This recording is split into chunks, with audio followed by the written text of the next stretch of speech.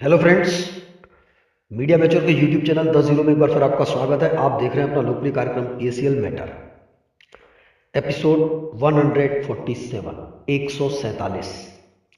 आइए साथियों, आज हम बात करेंगे विशेष कि लोढ़ा कमेटी द्वारा जो 8 जनवरी 2019 को जो इन्होंने सुप्रीम कोर्ट में रिपोर्ट सौंपी, जिस पर सुप्रीम कोर्ट ने डिसीजन दिया कि सारे प्रपोजल, अब इन्होंने खुद अपनी रिपोर्ट में सौंपा था कि अब कोई भी जो प्रपोजल आए हैं वो हमारे मतलब जिस दिशा निर्देश में कहा गया है, जिस प्रकार के कि हमको इस प्रकार के प्रपोजल चाहिए, उसमें कोई भी प्रपोजल एक्सेप्ट करने योग्य नहीं है। और मैंने बताया था उस समय कि अब ये सुप्रीम कोर्ट सारे प्रपोजल खत्म करेगी और उसके बाद नई पॉलिसी खेली जाएगी और वो मैनेजमेंट अपनी गेम खेल रहा है। लेकिन इस बीच मैनेजमेंट और लोढ़ा कमेटी के बीच में भी कुछ अनबन हुई, वो भी मैंने आप लोगों को वीडियोस में बताई थी कि अब लोढ़ा कमेटी अपनी गेम दूसरी भी खेल सकती है और वो हुआ भी है। इनके बीच में तनातनी का रिजल्ट ये निकला है कि लोढ़ा कमेटी ने ये, हालांकि गेम ये मैनेजमेंट की थी कि भाई पहले डाटा मंगवाए जाएं, फिर डाटा के हिसाब से जो हकदार होंगे हम केवल उन्हीं को पैसा देंगे और बाकी सब लोगों को किनारे कर देंगे। फिर जिनके पास ओरिजिनल डॉक्यूमेंट्स होंगे उनको हम आने वाले काफी समय तक मूलधन देते रहेंगे, क्या दिक्कत आएगी। बाकी जो अभी अप्लाई करेंगे उन पर मेन होगा, मेन हकदार वही माने जाएंगे विथ इंटरेस्ट। अगर पैसा लेने के मान लीजिए हम लोग नहीं भी देते हैं, विवाद भी होता है, तो उनको देखा जाएगा। ये इन लोगों का प्लान था और उसी के तहत ये गेम खेली गई। सारे प्रपोजलों को रिजेक्ट करने के लिए ये योजना बनाई गई, जिसमें से इन्होंने जब 8 जनवरी को जो रिपोर्ट सौंपी सुप्रीम कोर्ट को, उसमें इन लोगों ने 41,000 करोड़ के प्रपोजल का फिगर गायब कर दिया। प्रपोजल गायब नहीं किया, प्रपोजल वहां रखा, बट अपनी रिपोर्ट जो सौंपी उस रिपोर्ट में उस फिगर को गायब कर दिया और जनलोक प्रतिष्ठान के प्रपोजल को भी रखा, लेकिन उसके प्रपोजल के भी 49,000 करोड़ के फिगर को गायब कर दिया। अब उन्होंने सुप्रीम कोर्ट को क्या बताया कि जो सबसे हाईएस्ट प्रपोजल है वो 28,000 करोड़ का है। सुप्रीम कोर्ट में लोढ़ा कमेटी ने यह कहा कि जो सबसे हाईएस्ट है वो पीएससीएल का ही है, 28,000 करोड़ का है, और सेकंड हाईएस्ट जो प्रपोजल है वो ट्राई ग्रुप वाले का है। तो ये इन्होंने सुप्रीम कोर्ट को लिख के दिया। तो मैंने उस समय सवाल उठाया था कि जनलोक प्रतिष्ठान की उस दिन सुनंदा कदम मैडम सुप्रीम कोर्ट में मौजूद थी। उस दिन सुप्रीम कोर्ट में मौजूद थी जनलोक प्रतिष्ठान की मैडम सुनंदा कदम, वहां पर मौजूद थी। ये आपके मंगेश थरवल उस दिन सुप्रीम कोर्ट में मौजूद थे। आपके इनके साथ जो बार बार मीडिया में जो व्हाट्सएप पे जानकारी देते हैं संतूलाल भारती, वो भी उस दिन सुप्रीम कोर्ट में मौजूद थे। बाकायदा सुप्रीम कोर्ट के बाहर खड़े होकर इन लोगों ने फोटो खिंचवाया, वीडियो बनी, सब कुछ बताया कि बहुत लंबी बहस चली। लेकिन उस लंबी बहस में कहीं पर भी इन लोगों ने अपने ही द्वारा दिए गए प्रपोजल के 49,000 करोड़ का कहीं जिक्र नहीं किया। यानी खुद के दिए हुए प्रपोजल का 49,000 करोड़ गायब हो गया और उसके बारे में इन लोगों ने वहां पर कुछ बताया ही नहीं। इसलिए मैं प्रश्न चिन्ह उठाता हूं कि भाई ये कर क्या रहे हैं। और उसके अलावा 41,000 करोड़ का जो प्रपोजल था यदुवंशी वाले का, उसका भी फिगर गायब कर दिया गया। तो इन्होंने वहां पर उसके बारे में भी नहीं कहा। भाई आखिर ये पैसा अगर हम 49,000 करोड़ दे रहे हैं और कंपनी 28,000 करोड़ दे रही है, तो आप कैसे कह रहे हो कि हाईएस्ट प्रपोजल जो है 28,000 करोड़ का है? क्या 28,000 करोड़ 49,000 करोड़ से ज्यादा होता है क्या? लेकिन इन्होंने ऐसा नहीं बोला। यानी सीधा सीधा हम लोगों को जो है 21,000 करोड़ का चूना लगाया जा रहा था और ये चुपचाप वहां पर मुंह देखते रहे। लोढ़ा कमेटी ने क्लियर कहा कि हाईएस्ट प्रपोजल जो है 28,000 करोड़ का है और इन्होंने वहां पर खड़े थे सुप्रीम कोर्ट में। लंबी बहस चल रही है, चलने दो। तो क्या ये बहस केवल सुनने गए थे, बोलने कुछ नहीं गए थे? इनका वकील केवल मूक दर्शक बनने के लिए गया था? हम ये सवाल उठाते हैं। अब उसके बाद रिजल्ट क्या निकला, परिणाम क्या हुआ, वो मैंने आप लोगों को 8 जनवरी को ही बताया था कि देखिएगा 23 जनवरी के पहले इनके पास नए प्रपोजल आएंगे, बहुत कुछ आएगा और हो सकता है 500 करोड़ की डीडी भी पहुंच जाए। डीडी अभी तक हालांकि पहुंची है नहीं पहुंची है ये जानकारी नहीं आई है, लेकिन इस बीच ट्राइक ग्रुप ने भी इनको एक प्रपोजल दिया है कि हमको आप अनुमति दो तो हम 72 घंटे के अंदर आपको हम 500 करोड़ दे रहे हैं। और उन्होंने ट्राइब ग्रुप वालों ने ये भी लिख दिया है, इनके दूसरे जो प्रपोजल सौंपा है 8 जनवरी के बाद, उसमें ये भी लिख दिया है कि हमारा जो प्रपोजल है वो सेकंड हाईएस्ट प्रपोजल है, हम सारे ग्राहकों को संतुष्ट करेंगे, हमने आपको ऐसा कहा था। और जैसा कि आपने सुप्रीम कोर्ट को भी बताया है, तो आप हमारा प्रपोजल एक्सेप्ट करिए, हम 72 घंटे के अंदर आपको 500 करोड़ की डीडी दे रहे हैं। तो सेकंड हाईएस्ट, क्या आपको लग रहा है सेकंड हाईएस्ट प्रपोजल है उनका? सेकंड हाईएस्ट तो यदुवंशी वाले का था, और सबसे बेहतरीन उनका पीरियड था कुल 1 साल, लेकिन उस प्रपोजल को बाहर करवाया, बाहर का रास्ता दिखा दिया गया, इन सब लोगों ने मिलकर के गेम खेले। अब उसके बाद इनकी जब मैनेजमेंट ने ये गेम खेली और ये सब कहा, और संगठन चाहते थे कि ऐसा ही हो, उन्होंने उनकी हां में हां मिलाई और बस लंबी बहस बता करके हम लोगों को शांत किया। सारे देश के जितने लोगों को निवेशक हैं, एजेंट हैं, उनको गुमराह करने के लिए, ताकि आप मैनेजमेंट के खिलाफ कोई भी ऐसा एक्शन न ले जिससे कल मैनेजमेंट परेशान हो जाए। वो रोकने के लिए उन्होंने इस प्रकार के मीडिया में जारी किया कि लंबी बहस चली, ये चला वो चला, और ताकि आप डूबे रहो। लेकिन इस बीच इनकी आपस में थोड़ी तनातनी हो गई, मैनेजमेंट और लोढ़ा कमेटी की। तो अब मैं आपको बताऊंगा कि लोढ़ा कमेटी ने कौन सी गेम खेली।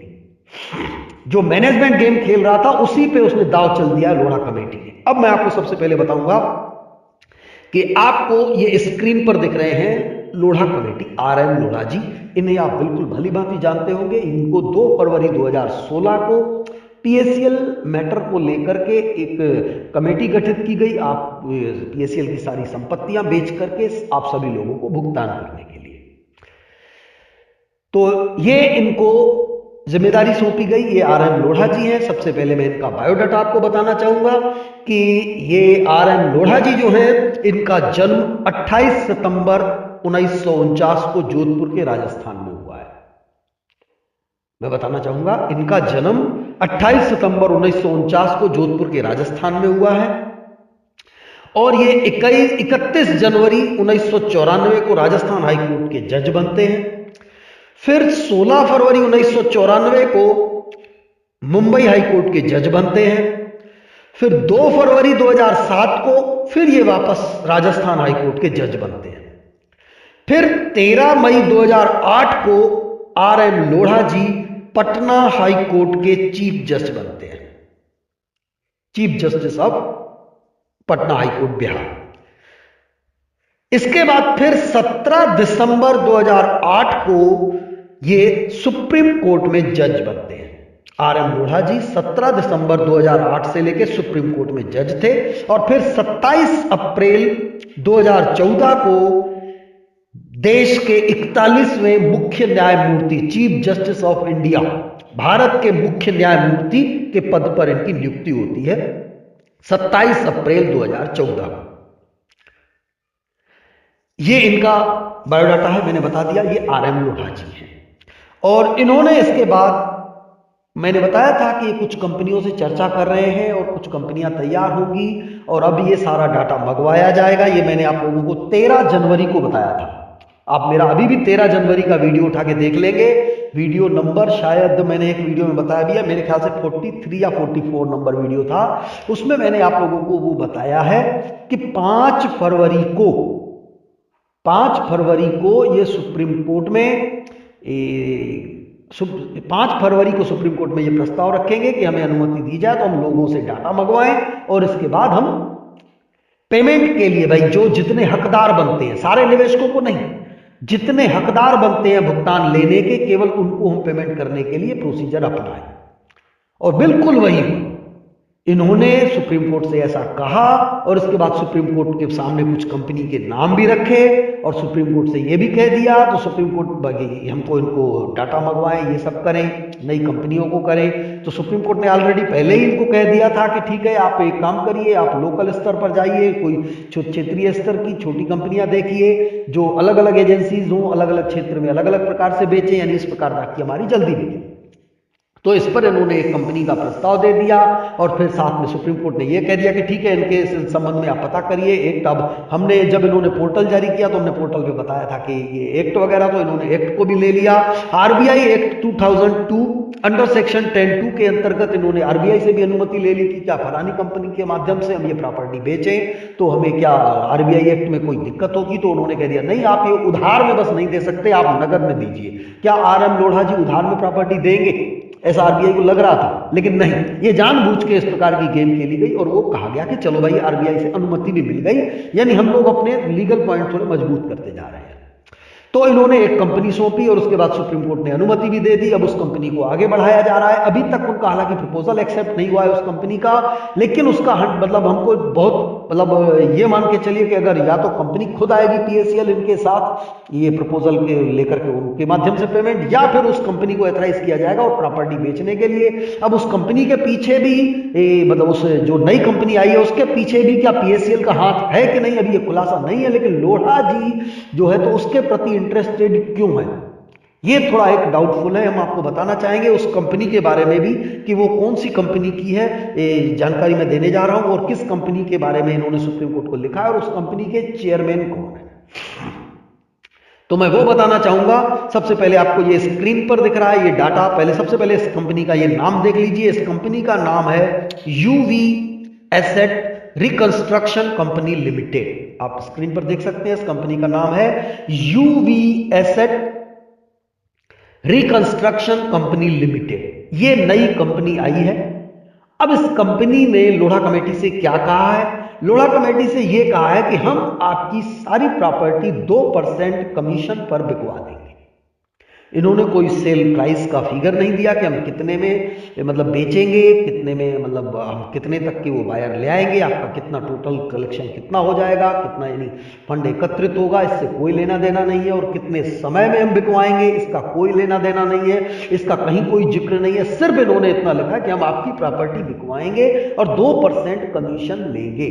कमीशन देने में बुराई नहीं है, लेकिन प्रॉपर्टी महंगी बिके और प्रॉपर्टी इतने दाम में बिके कि हम लोगों को पूर्ण ब्याज से पैसा मिले, ऐसी व्यवस्था होनी चाहिए। वो व्यवस्था तभी होगी जब आप सभी लोग जागरूक होंगे। नहीं तो औने पौने दाम में आप लोगों ने देखा गुड़गांव की एक प्रॉपर्टी थी 125 करोड़ की, जिसे 60 करोड़ में बेच दिया गया अंडरवर्ल्ड के दबाव में। सीधा वहां से फोन आता है लोढ़ा कमेटी को कि आप फलाने व्यक्ति को ये 60 करोड़ में दे दो, नहीं तो आपके परिवार को उठा लिया जाएगा। अब लोढ़ा जी क्यों कंप्लेन करेंगे? उनको पता है कंप्लेन, भारत में लोकतंत्र कितना मजबूत है। हम आवाज उठाएंगे क्या होगा? अंडरवर्ल्ड के लोग आएंगे, हमारे परिवार को गोली मार के चले जाएंगे, फिर जांच होगी, कार्रवाइयां होंगी, लेकिन मेरा परिवार तो नहीं रहेगा। तो मजबूरी में उन्होंने 60 करोड़ में वो दे दी। जयपुर की एक प्रॉपर्टी 100 करोड़ की थी, वहां से वही फोन आता है कि फलाने व्यक्ति को आप 16 करोड़ में दे दो, उसको 16 करोड़ में दे दी जाती है। तो सवाल यह है कि इसमें नुकसान किसका हो रहा है?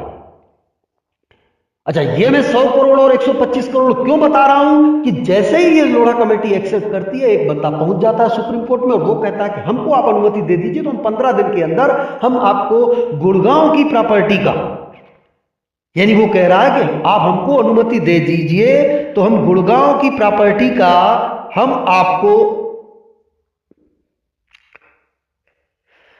गुड़गांव की प्रॉपर्टी का हम आपको 125 करोड़ देने को तैयार है, 15 दिन के अंदर हम आपको डीडी सौंप देंगे। और जयपुर की जो प्रॉपर्टी 16 करोड़ में जो बेची जा रही है उसकी आप हमको अनुमति दे दीजिए तो हम आपको 100 करोड़ की डीडी 15 दिन के अंदर दे देंगे। यानी दोनों प्रॉपर्टियों को हम 225 करोड़ रुपए 15 दिन के अंदर दे देंगे। अब हो सकता है वो 225 करोड़ से भी महंगी हो, क्योंकि 225 करोड़ तो वो देने को तैयार है। तो सारी प्रॉपर्टी अगर इसी प्रकार अंडरवर्ल्ड के दबाव में बिक गई तो औने पौने दाम में बिकेगी। नुकसान किसका होगा? आपका होगा। आप तो सुप्रीम कोर्ट में हो ही नहीं। जो आपके नाम से सुप्रीम कोर्ट में खड़े हैं वो तो खुद आपको बर्बाद करने पे तुले हैं। तो सवाल यह है कि आपको न्याय मिलेगा कैसे? हम लोग इतने मजबूत नहीं है कि हम सभी लोग सुप्रीम कोर्ट पहुंच सके। हम किसी एक व्यक्ति को सुप्रीम कोर्ट भेजेंगे तो आज हम उस पर विश्वास करने के योग्य नहीं है। क्या आज हम किसी पर भी विश्वास करने योग्य हैं? क्योंकि इतने धोखे खाए हैं, हमें एक और धोखा मिल गया तो हम कहीं के नहीं रहेंगे। तो इसीलिए मैं रिक्वेस्ट करता हूं कि आप लोग फिलहाल केवल कंप्लेन करते रहिए। कंप्लेन एक आप लोगों को मैं बता दूं मतलब एक महत्वपूर्ण बीम है हम लोगों के लिए, जो हम लोगों को सहारा देगा। कंप्लेन एक ऐसी चीज होती है कि हम जब भी कोर्ट में जाएंगे तो हमको जो टाइम वार का जो हमारे ऊपर ब्लेम लगाया जाता है कि हम लेट हो गए, उससे हम बच जाएंगे, क्योंकि हम कंप्लेन करते रहे। हम तो न्याय प्रणाली पे विश्वास करते रहे, हम इसीलिए यहां पर करते रहे कि भारत में लोकतंत्र है। हम कंप्लेन करते रहे, हम उम्मीद थी कि हमें कार्रवाई होगी। तो ये कंप्लेन हमें एक महत्वपूर्ण, और देश भर से अलग अलग कोने से अगर कंप्लेन जाती है तो इसका और भी एक मतलब एक विशाल स्वरूप माना जाता है। और फिर हम इंतजार करते हैं कि सर हमने तो कंप्लेन की, लेकिन हमारे साथ में तमिलनाडु से कंप्लेन आई, गोवा से कंप्लेन आई, बिहार से कंप्लेन आई, राजस्थान से कंप्लेन आई, पंजाब से कंप्लेन आई, उसके बाद भी इन संबंधित विभागों ने कोई कार्रवाई नहीं की। तो हम क्या करें? हम अंततः आपके पास आए हैं, हम इसी इंतजार में थे कि फलाना विभाग ना सही ठिकाना विभाग कार्रवाई करेगा, वो ना करेगा वो करेगा। तो इसीलिए उससे, और इससे इनको बेईमानों को खौफ भी लगता है, क्योंकि जब अलग अलग विभागों में बहुत सारी शिकायतें आती है तो इनकी ये शिकायतें खत्म नहीं होती, कहीं पर भी सिर्फ पेंडिंग रहती हैं। और पेंडिंग रहने के कारण इनके लिए जी का जंजाल बना रहता है कि आज नहीं तो कल हम पकड़े जा सकते हैं, इसलिए इससे पिंड छुड़ा दे, इनको ब्याज सहित पैसा दे दे, और वो होगा, और वो होगा। तो मैं आप लोगों को सबसे पहले बताना चाहूंगा कि आपको मैं एक सीबीआई के लिए एक कंप्लेंट बना दूंगा, वो ज्यादा से ज्यादा संख्या में सभी लोग भेजिएगा। और उन सब लोगों को मैं गारंटी दिलाता हूं कि जिन लोगों ने अगर वो सीबीआई को कंप्लेंट भेज दी, बट उससे पहले अपने नेगेटिव सीनियर को लीगल नोटिस रजिस्ट्री करके भेजना पड़ेगा, और नेगेटिव सीनियर रजिस्ट्री वो नहीं लेता है तो और ज्यादा फंसेगा। उस लिफाफे को खोलिएगा मत, उस लिफाफे को अपने पास पैक रखे रहिएगा, और वो पैक लिफाफा हम लोग सीबीआई के सामने बाद में रखेंगे। सीबीआई को कंप्लेन भेजनी है, उस कंप्लेन में जितने लोग भी सिग्नेचर करेंगे सभी लोग अपना मोबाइल नंबर डालेंगे और अपना व्हाट्सएप नंबर डालेंगे, और फिर आप हमको मेल पर भेजेंगे। हम उन सब लोगों को जानकारी देंगे। 30 अप्रैल से पहले उन सब लोगों को ऑनलाइन फॉर्म फाइल होगा, और इसके बाद ऑनलाइन फिल होने के बाद हम आपको ब्याज सहित पैसा दिलाने की गारंटी देते हैं। क्यों? क्योंकि उसके बाद आप ब्याज सहित पैसा मांगने के हकदार हो। लेकिन अगर आपने ऑनलाइन फिल नहीं कर पाए अपने डाटा, तो आपको मूलधन तो मिलेगा कानून के तौर पे, लेकिन कानून कहता है, लेकिन उसके बाद ब्याज मिले ना मिले इसकी कोई गारंटी नहीं रहती, क्योंकि आप खुद लेने नहीं आए, लोढ़ा जी तो दे रहे थे। अब आपको अभी लोढ़ा जी ने कहा कि हम पैसा देंगे, ये सत्य बात है, उन्होंने अभी ये नहीं कहा कि पैसा हम देंगे, लेकिन उन्होंने ये भी तो नहीं कहा कि पैसा नहीं देंगे, पैसा तो देंगे ना, लेकिन वो कब देंगे, कैसे देंगे, इसका प्रोसीजर वो बाद में तैयार करेंगे, बट पहले आपसे डाटा मंगवा रहे हैं। तो आपको वो काम करना है जो वो कह रहे हैं। आपको ये पूछना नहीं है कि हमको पैसा कब दोगे। ये आप तब पूछ सकते थे जब सुप्रीम कोर्ट में आपका मुकदमा होता, आप खुद लड़े होते सुप्रीम कोर्ट में, और सुप्रीम कोर्ट ने आपको ऑर्डर दिया होता कि जाओ लोढ़ा जी से पैसा ले लो, तो अब आप सुप्रीम कोर्ट लोढ़ा जी से पूछते कि हमको पैसा कब दोगे। लेकिन अभी आपको ये पूछने का अधिकार नहीं है। आप डाटा फिल कर लीजिए, वहां से एक्नॉलेजमेंट आ जाए, उस एक्नॉलेजमेंट के बाद हम आगे की फाइट करेंगे। हम लीगल तौर पे करेंगे, ढंग से करेंगे, सही दिशा में करेंगे, और सबसे बड़ी पारदर्शिता करेंगे, तभी हम कामयाब होंगे, वरना नहीं होंगे। पारदर्शिता का मतलब होता है कि मैंने क्या किया ये आपको पता होना चाहिए, और आपने क्या किया ये हमको पता होना चाहिए। हम और आपका मतलब है सारे लोग, हम दो लोग नहीं, जितने भी एक्टिव पर्सन, एजेंट, कस्टमर लोग हैं, वो सभी लोग क्या क्या कर रहे हैं वो सबको पता होना चाहिए, सबको सार्वजनिक होना चाहिए, बंद कमरे में नहीं। जब ये पारदर्शिता होती है, उसी से बेईमान लोग खौफ खाते हैं, क्योंकि कहीं पर 4 बंदे छुप करके जो काम करते हैं तो मैनेजमेंट उन पर दबाव बनाता है, उनको पैसा देता है, और वो 4 बंदे बिक जाते हैं, और फिर वो 4 करोड़ लोगों को गुमराह करते हैं। लेकिन जब उन 4 बंदों की एक एक शब्द 4 करोड़ लोग सुन रहे होते हैं, तो बेईमानों को भी खौफ खाता है कि हम इसको अगर कहेंगे, हम खरीदने का प्रयास करेंगे, इस पर हम दबाव बनाएंगे, तो हम पर पहला ही शब्द हमारा जो होगा वो 4 करोड़ लोग सुन लेंगे। तो पारदर्शिता सबसे बेहतरीन विकल्प होता है हमारी जीत का, क्योंकि बेईमान हमारे ही बीच में है। अब बेईमान अगर कोई भी रणनीति तैयार करेगा, जब सब लोगों को पता चल जाएगा तो उसकी बेईमानी पकड़ी जाएगी, यानी बेईमान पहले से ही हमसे दूर रहेगा, तो दूर रहेगा तो हम जीत जाएंगे। तो आप लोगों से रिक्वेस्ट है कि वो सीबीआई की मैं जब कंप्लेन तैयार करूं, ज्यादा से ज्यादा संख्या में वो लगाइएगा, और उसके बाद देखिएगा आपकी पेमेंट कैसे चालू होती है, क्योंकि उसमें कोई ऐसी चीज तो नहीं लिखी हुई है कि भाई हमको 10 रुपए है तो हमको 10,000 दिया जाए। हमारा जितना पैसा है हमको पैसा ब्याज सहित दिया जाए, और हमने जो पैसा दिया है उसी का पता लगाया जाए कि वो पैसा कहां है, क्या वो गुनाह है। हम ये तो नहीं पूछ रहे हैं कि भाई हमने 1 लाख दिया है, हमको 50 लाख की प्रॉपर्टी दिखाओ। हमने 1 लाख दिया है, हमारे 1 लाख से कौन सी प्रॉपर्टी परचेस की गई है वो दिखाइए। हमें वो अधिकार पूछने का कि वो प्रॉपर्टी धरातल पे मौजूद है, और मौजूद है तो उसका यूज कैसे हो रहा है, देश हित में हो रहा है कि देश विरोधी गतिविधियों में हो रहा है, ये हमें पूछने का अधिकार, और इसी से मैनेजमेंट घबराएगा और आपको ब्याज सहित पैसा देगा। तो आइए मैं सब अब कंपनी के बारे में डाटा बताऊं कि इन्होंने लोढ़ा कमेटी को जो प्रपोजल सौंपा है कि हम 2% कमीशन पर आपकी सारी प्रॉपर्टी बिकवाएंगे, और लोढ़ा कमेटी इस पर इंटरेस्ट क्यों लेगी ज्यादा, उसकी मैं वजह बताने जा रहा हूं। ये आपको कंपनी दिख रही है UV assets, UV asset reconstruction company limited. ये कंपनी जो है इन्होंने प्रपोजल सौंपा है 2% कमीशन पर हम आपकी प्रॉपर्टी बिकवाएंगे, और लोढ़ा जी इस पर इंटरेस्ट क्यों लेंगे, अब मैं उसकी वजह बता रहा हूं। इनके जो चेयरमैन है इस कंपनी के, UV asset reconstruction company limited, इनके जो चेयरमैन है वो है मिस्टर प्रकाश प्रभाकर नौलेकर। फिर से नाम सुन लीजिएगा, इस कंपनी के चेयरमैन है मिस्टर प्रकाश प्रभाकर नौलेकर, ये इस कंपनी के चेयरमैन है। इनका जन्म 29 जून 1943 को मध्य प्रदेश के जबलपुर में हुआ है। 29 जून 1943 को जबलपुर के मध्य प्रदेश में इनका जन्म हुआ है, और इन्होंने बीकॉम LLB किया, और ये 1965 में अपनी LLB की डिग्री प्राप्त करते हैं, यानी 1965 में ये मध्य प्रदेश में एडवोकेट बनते हैं। लोढ़ा जी कौन है, जज साहब, वो भी पहले एडवोकेट थे, वो भी जज बन गए। ठीक, अब ये 1965 में एडवोकेट बने थे, मिस्टर प्रकाश प्रभाकर नौलेकर। इसके बाद ये प्रकाश प्रभाकर जी 1983 से लेके 1989 तक मध्य प्रदेश बार काउंसिल के वाइस प्रेसिडेंट, 1983 से 1989 तक मध्य प्रदेश बार एसोसिएशन के वाइस प्रेसिडेंट थे। इसके बाद 15 जून 1992 को मिस्टर प्रकाश प्रभाकर नौलेकर मध्य प्रदेश हाई कोर्ट के जज थे। इसके बाद 28 अप्रैल 1994 को मिस्टर प्रकाश प्रभाकर नौलेकर, जिनकी ये कंपनी है यूवी एसेट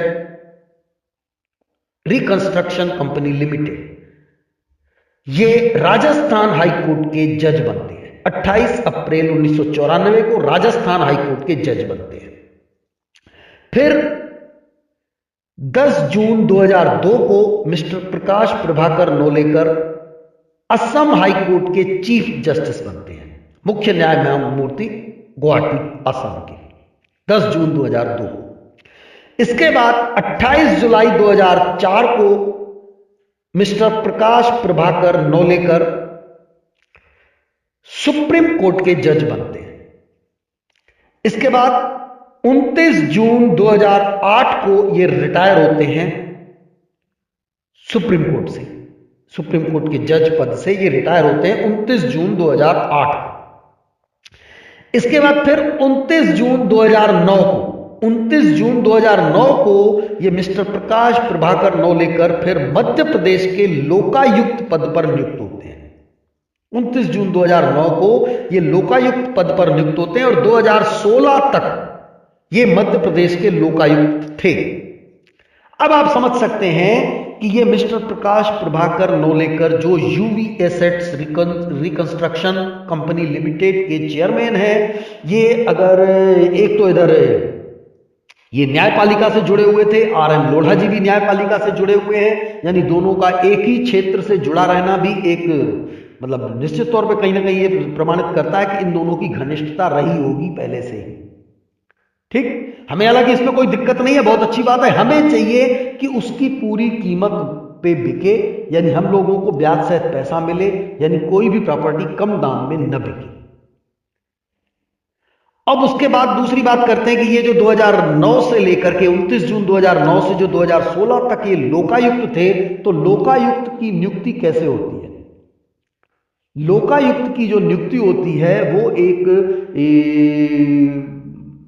पॉलिटिकल पर्सन द्वारा की जाती है, मुख्यमंत्री द्वारा अपने एक टीम तैयार होती है और उनकी टीम के जरिए की जाती है। बट होता वही है जो मुख्यमंत्री चाहता है।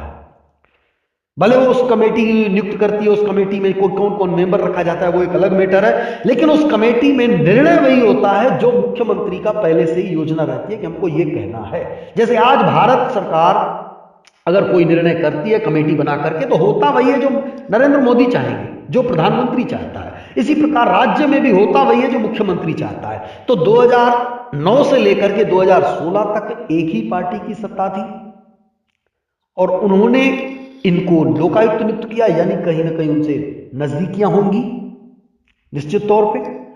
तो कहीं ना कहीं जब इनसे नजदीकियां हैं तो उसी का लाभ इधर भी मिल सकता है उनको। अब उसके बाद उन्होंने एक कंपनी बनाई है और वो कंपनी ने लोढ़ा कमेटी को अपना प्रपोजल दिया है कि हम 2% कमीशन पर हम आपकी प्रॉपर्टी बिकवाएंगे। और देखिएगा कुछ दिनों के बाद हो सकता है सुप्रीम कोर्ट इसकी अनुमति दे दे और ये सब करवा दें। इसमें कोई टाइम लिमिट नहीं है, लेकिन इससे में हमको जो डाउट है कि ये कंपनी प्रॉपर्टी बिकवाने में 15 साल लगाएगी। जिनके डाटा तैयार हो चुके हैं, जो 30 अप्रैल तक जो भेजेंगे ऑनलाइन, उनको पेमेंट मिलेगी। ब्याज सहित दे न दे उसकी गारंटी नहीं है, लेकिन उसके लिए हम लोग लड़ाई लड़ेंगे तो हमको ब्याज सहित मिल सकती है। लेकिन जो लोग रह जाएंगे उनको केवल मूलधन मिलेगा और जितने उनके पास पेपर मौजूद होंगे उतना ही मिलेगा और अगले 15 साल तक लटक जाएंगे। तो सवाल यह कि ये पीरियड लंबा खिंच जाएगा और दिक्कत होगी। तो अगर आप लोग समझदार हैं तो इस पूरे प्रकरण को समझिए। बाकी आप लोगों की स्वेच्छा है, आप लोगों की मर्जी है, क्योंकि आज तक खेल क्या खेला जा रहा था। हो सकता है इसके पीछे भी कंपनी का हाथ हो, क्योंकि कंपनी और लोहा कमेटी में भले ऊपर दिखाया जा रहा है कि आपस में 36 का आंकड़ा है, ताकि ये कंपनी सामने आए तो कम से कम कोई विरोध न करे। हम कंपनी का किसी का भी विरोध नहीं करेंगे, हमारा इससे लेना देना नहीं है कि वो न्यायपालिका से जुड़े हुए व्यक्ति थे, उन्हीं की कंपनियां हैं इसलिए इनको न किया जाए, ऐसा हम कुछ नहीं चाहते। हम चाहते बिल्कुल, हम चाहते हैं कि हमें जितना मतलब जो भी वो पारदर्शिता हो, यानी जब आप एक प्रॉपर्टी बेचे तो उसका बाकायदा खरीद मूल्य, वर्तमान मूल्य, ये सब पता होना चाहिए, ये सार्वजनिक किया जाए। और वो होगा क्योंकि आप केवल इसी मुद्दे को लेकर के लड़ोगे कि हमारा पैसा कितना था, उस पैसे से क्या क्या खरीदा गया, वो जो खरीदी गई संपत्ति है उसका उपयोग क्या हो रहा है, उससे जो इनकम हो रही है वो पैसा कहां जा रहा है। आप इस मुद्दे को लेकर के जैसे ही फाइट करोगे ना, तो बेईमान अब कम से कम जो बेईमानी कर चुके हैं कम से कम फ्यूचर में वो बेईमानी कोई भी नहीं करेगा। और जब फ्यूचर में कोई बेईमान बेईमानी नहीं करेगा तो जिन्होंने हमारे साथ बेईमानी की है वो कोई छोटे मोटे तो मगरमच्छ है नहीं, तो वो निश्चित तौर पर किसी को बेईमानी करने भी नहीं देंगे। तो हमारे लिए ये मजबूती का पॉइंट होगा। यानी अगर मैनेजमेंट इसमें इन्वॉल्व नहीं भी होगा तो मैनेजमेंट किसी को गलत करने नहीं देगा, क्योंकि हम मैनेजमेंट के खिलाफ खड़े हैं कि उसने जो गलतियां की हम उनको उजागर करेंगे। जब उस पर हम लोग डंडा अपना बरसाएंगे तो निश्चित तौर पे वो बेईमानी चूंकि खुद नहीं कर पा रहा है तो वो किसी को बेईमानी करने भी नहीं देगा, तो हमारे वो हित में रहेगा। बाकी आप लोगों की मर्जी है। अब मैं आप लोगों को एक चार्ट के बारे में, ये चार्ट आप लोगों को स्क्रीन पर दिख रही है और मैं वो आप लोगों को दिखाना चाहूंगा कि दरअसल में जो स्थिति आज हुई है, आप लोगों को काफी सारे संगठन या सीनियर लोग जो बेईमान सीनियर हैं वो जीरो चैनल की बुराई कर रहे हैं, क्योंकि दरअसल में हम क्या कर रहे हैं और वो काम क्या कर रहे हैं उसकी वजह है कि हम दोनों के काम भिन्न भिन्न होते जा रहे हैं और इसीलिए वो हमारा विरोध कर रहे हैं। हालांकि मैं किसी का भी विरोध नहीं करता हूं, मैं उनके कार्य का विरोध करता हूं। जिस दिन वो सही कार्य करेंगे हम उनकी तारीफ करेंगे। भाई जैसे छत्तीसगढ़ में जिन लोगों ने वार्ता की, आंदोलन नहीं किया, उसे आंदोलन नहीं कहा जा सकता, आंदोलन तो जयपुर और जंतर मंतर पे हुआ, उसका कोई रिजल्ट नहीं निकला। छत्तीसगढ़ में सरकार से वार्ता हुई और वार्ता का रिजल्ट निकला कि उन्होंने सुविधा केंद्र खुलवा के दे दिए। हालांकि सुविधा केंद्र से कितना लाभ मिलेगा अभी ये क्लियर नहीं है। मैं रिक्वेस्ट करूंगा जो भी लोग सुविधा केंद्र में जा रहे हैं, ऑनलाइन फॉर्म फिल करवा रहे हैं, वो लोगों को जानकारी शेयर करें कि उनमें से कितने लोगों का कितनी देर में हुआ, क्योंकि उनके भरोसे कुछ होने वाला नहीं है इसे। लेकिन यह है कि कुछ लोगों को राहत मिल जाएगी, जो बेचारे एकदम अनपढ़ लोग हैं उन लोगों को राहत मिलेगी कि वो सुविधा केंद्र पहुंच जाए और वहां पर फिल करवाएं। लेकिन जो लोग जानकार लोग हैं वो सुविधा केंद्र में जाने के बजाय वो कैफे में कराएं तो ज्यादा बेटर होगा, ताकि समय भी नष्ट न हो, क्योंकि एक सुविधा केंद्र में मुश्किल से 15-20 लोगों का ही रोज आना होगा, इससे ज्यादा का नहीं होगा। तो इतनी सारी संख्या में दिक्कत होगी, ये लोग नहीं कर पाएंगे, ये लोग कहेंगे पोर्टल नहीं चल रहा है, हम क्या करेंगे, और 30 अप्रैल निकल जाएगी, फिर कुछ होने वाला नहीं है। तो वार्ता का नतीजा निकला, हम उसकी तारीफ करते हैं कि वार्ता की बहुत अच्छी की, देश भर में इसी प्रकार वार्ता होनी चाहिए, क्योंकि सरकार के बस में जो कार्य है सरकार वही कार्य करेगी, सरकार आपको पैसा नहीं देगी। ये लोग कह रहे हैं सरकार हमको पैसा देगी, जिंदाबाद मुर्दाबाद करेंगे। ये दरअसल में आपको गुमराह कर रहे थे। ऐसा क्यों, मैं आपको दिखा रहा हूं। ये स्क्रीन पे आपको दिख रहा है साथियों, एक सर्किल है, उसके अंदर मतलब 8 सर्किल टोटल बनाए गए हैं। ये आप लोगों को 8 सर्किल दिख रहे हैं, वो अलग अलग सर्किल है। और इधर हमने हिंदी में साइड में लिखा हुआ है, जो जिस कलर में है उसी प्रकार से लिखा गया है, आप लोग देख सकते हैं। सबसे ऊपर आपको ब्लैक कलर में दिखा है 5 महासुअर महाठग, गरीबों को लूटने वाले चोर। और आप इस सर्किल में देखेंगे तो ब्लैक कलर सबसे बीच में है, सेंटर। ये 5 हैं मेन, जो लोग आज जेल में हैं और जेल में सुख से बैठे हैं, आराम से चैन की नींद सो रहे हैं, उनको कोई परेशानी नहीं है, क्योंकि आपका सारा धन उनके पास है। आपका सारा धन उनके पास है, ये पूरा उन्होंने सब लोगों का बटोर के वहां पर रखा हुआ है। तो वो सेंटर में आपको ब्लैक दिख रहा है, सारा धन वहां पर है। और सबसे बाहर जो रेड कलर की सर्किल है, लाल रंग की जो सर्किल आपको गोल दिख रहा है, गोलाई, और इधर आप हिंदी में देखेंगे तो सबसे नीचे रेड कलर में जो है आप देखेंगे, उसमें रेड कलर की पट्टी है और व्हाइट कलर से लिखा हुआ है 5 करोड़ निवेशक, गरीब, असहाय, लाचार, परेशान। ये सबसे बाहर खड़े हैं, 5 करोड़ निवेशक खड़े हैं। और सबसे अंदर बीच में सेंटर में जो ब्लैक कलर का गोलाकार है, जो ब्लैक सर्किल है, उसके अंदर है ये 5 महासुअर महाठग, गरीबों को लूटने वाले। पैसा यहां है, पैसा था किसका, जो सबसे बाहर है, जो आपको लाल रंग का गोलाकार दिख रहा है। अब वहां से पैसा लेने के लिए इनको आना पड़ेगा अंदर, पैसा यहीं से मिलना है। लेकिन यहां तक पहुंचने के लिए उनको क्या है, देखिए उनके बगल में जो ये लाल रंग का गोलाकार है, उसके जस्ट बगल में एक भगवा कलर का गोलाकार दिख रहा है आपको, जिसमें लिखा हुआ है 50 lakh positive juniors, rank 1st to 4th, यानी रैंक पहली से लेकर के 4थी रैंक तक वाले जो जूनियर एजेंट है। एजेंटों से और निवेशकों से कलेक्शन किया था इन्होंने, तो वो उन तक पहुंच गए। जितने भी निवेशक हैं वो अपने एजेंट तक पहुंच गए।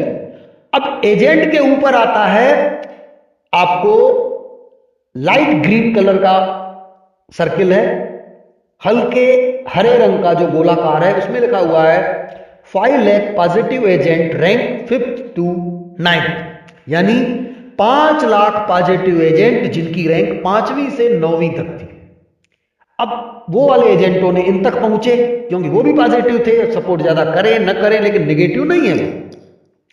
इसके बाद आप अंदर एंट्री करोगे तो आप सीधे तो कोई भी काले रंग तक पहुंच नहीं सकता। अगर कोई भी एजेंट पहली रैंक का, 5वीं रैंक का, 4थी रैंक का, 8वीं रैंक का सीधा भंगू तक पहुंचेगा तो वो सीधा गोली मार देगा। हमको आना पड़ेगा इसी प्रकार, जैसे रिंग बने हुए आप देखिए, अंदर आना पड़ेगा, क्योंकि इसी प्रकार उन्होंने भंगू ने कवच बनाया हुआ है। अब आपको नीचे से देखिए तो 4थे नंबर पे आपको दिख रहा है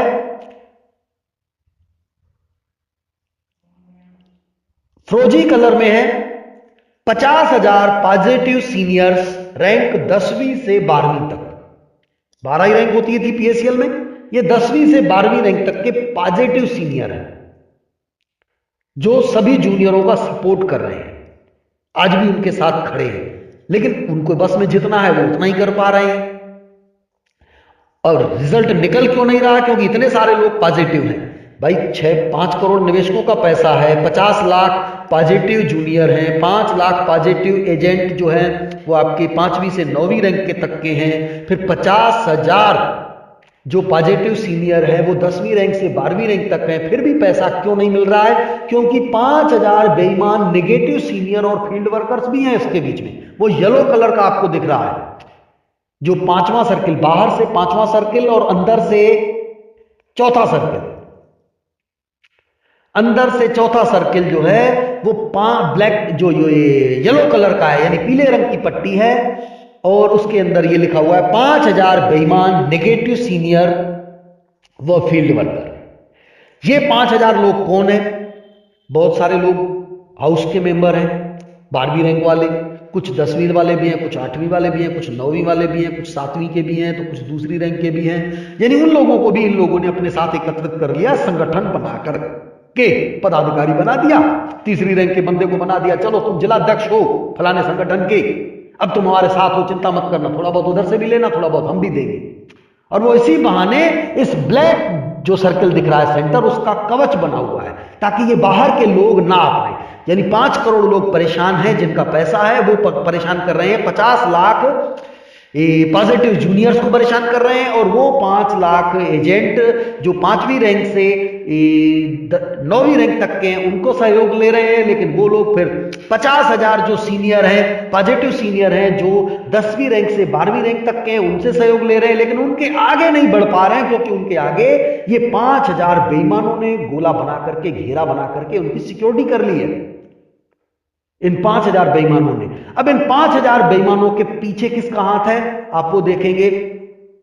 फिर एक ऑरेंज कलर का आपको एक ये सर्किल दिख रहा है, उसमें ये 500 महाबेईमान हैं जो गरीबों की जमीनों पर खेती करने वाले हैं।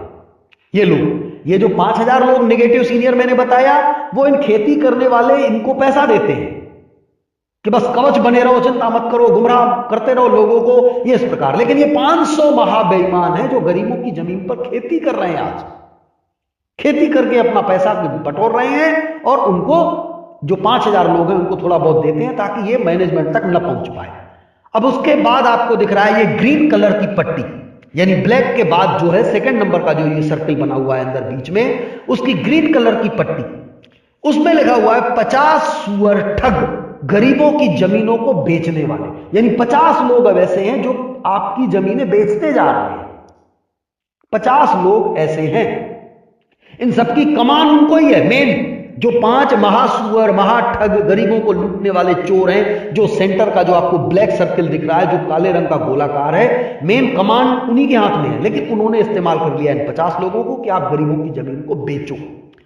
अब वो जमीन बेचेंगे और आप वहां से यहां तक न पहुंच पाओ, उसके लिए उन लोगों ने अपना सिक्योरिटी सुरक्षा चक्र बना लिया है। ये सब उन लोगों ने, बेईमानों ने अपने अपने सुरक्षा चक्र बनाए हैं। सबसे महाठग जो है 5 लोग हैं, उन्होंने 50 लोगों का सुरक्षा चक्र बना दिया, उसको अधिकार दे दिया कि आप जमीन बेचते रहो, कुछ आप रखना, कुछ हमको देना। अब उन 50 तक कोई न पहुंच पाए, उन्होंने फिर 500 लोगों का, 500 महाबेईमानों का सुरक्षा चक्र बनाया हुआ है, और वो गरीबों की जमीनों पर खेती करते हैं। वो गरीबों की जमीनों पर खेती कर रहे हैं, और फिर उन 500 जो जमीनों पर खेती कर रहे हैं, आप लोग उन तक न पहुंच पाओ, इसके लिए योजना बनाई गई है। एक चौथा गोलाकार उनका सुरक्षा चक्र बनाया गया है, जो 5,000 बेईमान हैं, जो नेगेटिव सीनियर है उन, और नेगेटिव फील्ड वर्कर, उन लोगों को उन्होंने अपने साथ मिला लिया है कि तुम हमारे साथ संगठन बना के आ जाओ, पीछे खड़े रहो, बस तुमको हम पैसा देते जाएंगे, चिंता मत करो। अब उन 5,000 लोगों से हम लोग क्या जाएंगे, हम लोग अगर ब्लैक सर्किल तक पहुंचेंगे तो सबसे पहले हमको इसको क्रॉस करना पड़ेगा। तो हम जैसे ही येलो तक पहुंचते हैं, हमें पहला नेगेटिव जो सुरक्षा चक्र मिलता है वो ये येलो सर्किल है। वहां पर 5,000 बेईमान है, और वो कह रहे 0-0 चैनल के कहने पे बताओ यार, बस जिंदाबाद मुर्दाबाद करते हैं, चिंता मत करो। वो इसलिए कह रहा है क्योंकि उसको ये 500 महाबेईमान पैसा देते हैं, और वो आपको ये चाहता है कि आप इस ब्लैक सर्किल तक न पहुंच पाओ। तो आपको ब्लैक सर्किल तक पहुंचने के लिए या तो उन 5,000 बेईमानों को खदेड़ना पड़ेगा, या उनको अपने साथ मिलाना पड़ेगा। यानी अगर वो पॉजिटिव बन सकते हैं तो हम उन्हें पॉजिटिव बनाने का प्रयास करें कि भैया हमारे साथ आ जाओ, नहीं तो हम तुमको छोड़ने वाले नहीं। हमारे लिए जो सबसे बड़ा, सबसे इस समय जो वर्तमान में जो सबसे हमारे लिए जो खतरा है, जिससे हम मतलब हम जिसकी वजह से भुगतान से वंचित हैं, तो वो ये 5,000 लोग हैं। क्योंकि इन काले सुअरों तक, ये जो बीच के जो काले सुअर सबसे सेंटर में आपको दिख रहा है, जो सबसे ऊपर की पट्टी है, इन तक हम आसानी से पहुंच सकते हैं। सिर्फ ये बीच के लोग हट जाएं तो इनकी गर्दन हम आसानी से दबोच सकते हैं। सिर्फ ये बीच के 3 लोग खड़ हट जाएं, जो 50 सुअर ठग हैं, 500 महाबेईमान हैं, और जो 5,000 बेईमान नेगेटिव सीनियर है, ये 3 सर्किल हट जाए तो हम इन सुअरों को, जो ये ब्लैक सुअर जो आपको दिख रहे हैं जो सेंटर में है, उन तक पहुंचे, इनकी गर्दन दबोच के, इनकी हड्डियां तोड़ के हम पैसा ला सकते हैं। इनका सुरक्षा कवच इन 3 जो सर्किल दिख रहे हैं वो है, और इन 3 सर्किल में मौजूद लोगों में हमारे सामने जो सबसे पहली सर्किल आ रही है वो इन 5,000 बेईमानों की आ रही है। आपको इन 5,000 बेईमान नेगेटिव सीनियर व 5,000 नेगेटिव फील्ड वर्कर जो है, कुल 5,000 लोगों की संख्या है, कोई ज्यादा नहीं है। हमको इनको सबक सिखाना है। इनको सबक सिखाएंगे तो ये जैसे ही किनारे हटेंगे, हम 500 महाबेईमानों तक पहुंचेंगे जो गरीबों की जमीनों पर खेती कर रहे हैं। अब हम उनको तक पहुंचेंगे, क्योंकि 5,000 लोग खेती नहीं कर रहे हैं, खेती करने वालों का साथ दे रहे हैं। और हमको गुमराह कर रहे हैं, अरे इस जीरो वाले के कहने पे मत आओ, इधर पैसा मिलेगा, ऐसे मिलेगा, ऐसे मिलेगा। तो हम फिर खेती करने वालों तक पहुंचेंगे, जैसे ही उनकी गर्दन दबोचेंगे फिर वो हटेंगे तो फिर हम पहुंच जाएंगे 50 सुअर ठग गरीबों की जमीन बेचने वाले, हम उन तक पहुंच जाएंगे। जब उनकी गर्दन दबोचेंगे, वो किनारे हटेंगे, तो हम फिर सीधे ब्लैक पिग, जो आपके सबसे बिगेस्ट पिग है, जो सबसे बड़े सुअर, मां सुअर है, ये काले सुअर, हम इन तक पहुंच जाएंगे और हमें पूरा पैसा ब्याज सहित मिल जाएगा। आपको इसकी तैयारी करनी है। आपको स्क्रीन पर दिख रहा है इसी सर्किल पर, अगर आप खुद को खड़े होकर देख लीजिए कि आप इस सर्किल में कहां पर खड़े हैं। आपको खुद को महसूस होगा कि आप अगर मान लीजिए 6वीं रैंक के बंदे हैं, तो आपको खुद को महसूस होगा कि आप इस लाइट ग्रीन सर्किल पर खड़े हैं, यानी बाहर से आप गिनती करेंगे पहला, दूसरा, तीसरी सर्किल पर खड़े हैं। उस तरफ वाकई में आपके जूनियर किस प्रकार परेशान है, और इस तरफ आएंगे तो आपके सीनियर पॉजिटिव है, लेकिन उनके ऊपर के जो ये 5000 लोग हैं वो आगे नहीं बढ़ने दे रहे हैं। हमें इसी प्रकार काम करना पड़ेगा। सबसे ईमानदार जो निवेशक हैं वो सबसे नीचे हैं, जिनका पैसा है, और सेकेंड लास्ट में जो 50 लाख पॉजिटिव जूनियर एजेंट हैं, उनको बहुत ज्यादा परेशानी हो रही है, क्योंकि निवेशक उनको परेशान कर रहे हैं। और उसके ऊपर जो 5 लाख हैं वो पॉजिटिव एजेंट हैं, जो 5वीं और 9वीं रैंक तक के लिए लोग हैं, वो परेशान कम हैं, लेकिन उनको समझ में नहीं आ रहा वो क्या करें। उनको पहली रैंक वाले परेशान कर रहे हैं, वो 5000 लोगों के भी संपर्क में हैं, और 5000 लोग तो निश्चित तौर पे वो उनके ठगों के सपोर्ट करेंगे, तो वो गुमराह कर रहे हैं। इन 5000 लोगों के खिलाफ हम लोगों को सबसे पहले एक्शन लेना पड़ेगा। जो आपको येलो पट्टी में दिख रहे हैं, येलो रिंग, जो येलो सर्किल है, उसमें जो ये 5000 बेईमान दिख रहे हैं, ये इनका सबसे बड़ा सुरक्षा कवच है चारों तरफ, जो हमको रोक रहा है। पहला, इन बेईमानों ने अपने 3 सुरक्षा कवच बनाए हुए हैं। पहले सुरक्षा कवच में, यानी अपना खुद तो है ही, अपना जो 5 महासुअर, इसके बाद इन्होंने 50 सुअर ठगों का जो इन्होंने कवच, सुरक्षा कवच बनाया हुआ है, पहला घेरा। और दूसरा घेरा 500 महाबेईमानों का जो जमीनों पर खेती कर रहे हैं, और उसके बाद 5000 बेईमान नेगेटिव सीनियर व फील्ड वर्कर, यानी उन्होंने फील्ड वर्कर और सीनियरों को अपने साथ मिला लिया है, 5000 बेईमानों को, और उनके साथ वो लोग उनको पैसा देते हैं और उनको बताते हैं कि जिंदाबाद मुर्दाबाद करते रहो, ताकि बाहर के रिंग का कोई भी बंदा हमारे पास न पहुंच पाए। तो आप लोग समझ चुके होंगे। इस रिंग के माध्यम से थोड़ा गौर करिए कि आप कहां पर खड़े हैं। अगर आप वाकई में इन 5000 बेईमानों के बीच में खड़े हैं, जहां पर येलो सर्किल दिख रही है, तो फिर आपकी खैर नहीं है, फिर आपकी खैर नहीं है। आज नहीं तो कल आप कुत्ते की मौत मारे जाओगे, कुत्ते की तरह खदेड़ खदेड़ के आपको छोड़ेंगे नहीं, अगर आप इन बेईमानों के बीच में खड़े हो तो। लेकिन अगर आप इधर परेशान हो, वाकई में इधर खड़े हो, यदि आप इन्वेस्टर हो, परेशान हो, तो आपको आगे बढ़ना पड़ेगा इन बेईमानों को ठोकने के लिए, 5000 बेईमान जो है उनको खदेड़ने के लिए, क्योंकि पैसा जो है वो आपको ब्लैक सर्किल दिख रही है पूरा वहीं पर है। हमको वहां तक पहुंचने के लिए इधर अंदर आना पड़ेगा, और अंदर आने के लिए इनको हटाना पड़ेगा जो आपके बीच की सर्किल है। तो 5 लाख पॉजिटिव जूनियर वो भी साथ है, 50 लाख पॉजिटिव जूनियर वो भी साथ है, 5 लाख पॉजिटिव एजेंट वो भी साथ हैं, लेकिन आगे नहीं बढ़ रहे हैं। वो रोड़ा नहीं अटका रहे हैं, लेकिन आगे भी पूरी तरह से नहीं बढ़ पा रहे हैं। 50,000 पॉजिटिव सीनियर है, वो भी साथ में आ रहे हैं, लेकिन अभी आगे नहीं बढ़ पा रहे हैं। तो अब हमको आगे बढ़ना है, इन 5000 बेईमानों को खदेड़ना है। बस उनके हटते ही हम 500 महाबेईमानों तक पहुंचेंगे, जो गरीबों की जमीनों पर खेती करते हैं। जैसे ही उन तक पहुंचेंगे, उनको दबोचेंगे, इसके बाद हम पहुंचेंगे, अगला हमारा स्टेप होगा, जो अगला सुरक्षा घेरा होगा इन बेईमानों का, उन तक पहुंचेंगे 50 सुअर गरीबों की जमीनों को बेचने वाले। बस हम उनको घेर लिए, उसके बाद हमारी मंजिल पहुंच गई, और हम इन सुअरों को, जो ये 5 महासुअर है, उनको खदेड़ के अपना भुगतान ले सकते हैं। तो आप समझ सकते हैं साथियों, मैंने लोढ़ा जी के बारे में बता दिया कि ये जो अब नई कंपनी आई है, UV asset reconstruction company limited, ये 2% कमीशन पर प्रॉपर्टी बिकवाएगी। हमें इससे कोई दिक्कत नहीं है, लेकिन जो प्रॉपर्टी जितने में बिके वो वाकई में उसकी एक्चुअल प्राइस होनी चाहिए।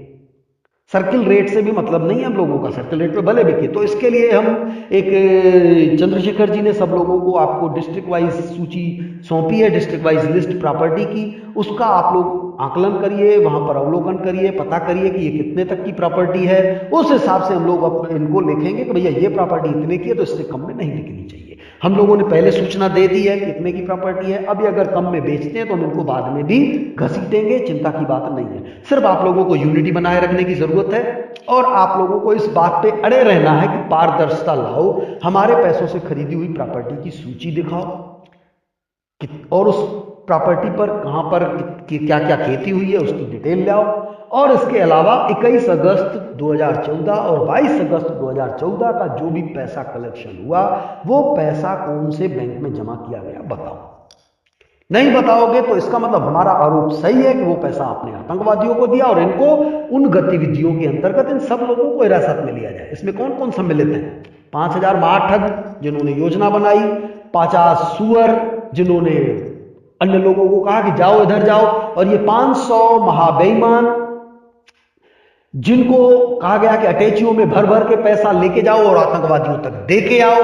और ये 500 बेईमान जब पहुंचे तो इनके साथ गाड़ी में 2-2 4-4 लोग कौन थे? ये जो 5000 बेईमान नेगेटिव सीनियर है वो लोग इनके साथ में थे और एक गाड़ी में 7 लोग लेकर के ये 1-1 करोड़ 50-50 लाख 2-2 करोड़ जाकर के आतंकवादियों को दे गए। हम इन सब लोगों को घसीटेंगे। बस ये 5000 लोग जिस दिन हमारे गिरफ्त में आ गए इनको तितर बितर कर लिया, हम महाठगों तक पहुंच जाएंगे, हम आगे पहुंच जाएंगे। तो इसी के साथ हम अभी का कार्यक्रम समाप्त करेंगे साथियों, फिर आप लोगों को भेंट होगी अगले कार्यक्रम में। तब तक के लिए सभी साथियों को जय हिंद, जय भारत।